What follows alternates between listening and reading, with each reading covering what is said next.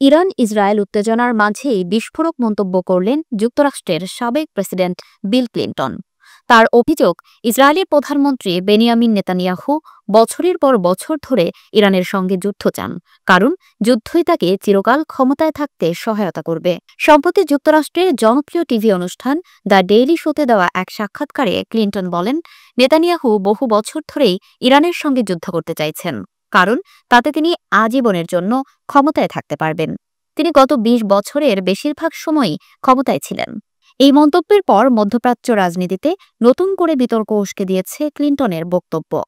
সাক্ষাৎকারে তিনি জানান, চলমান সংঘর্ষের মধ্যেই সাবেক মার্কিন প্রেসিডেন্ট ডোনাল্ড ট্রাম্পের সঙ্গে যোগাযোগ করেছেন তিনি।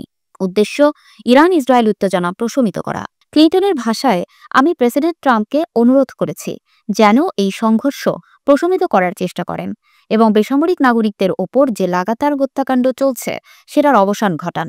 তবে ক্লিন্টন মনে করেন, নেতানিয়াহু কিংবা ট্রাম্প কেউই পূর্ণমাত্রার আঞ্চলিক যুদ্ধ চান না।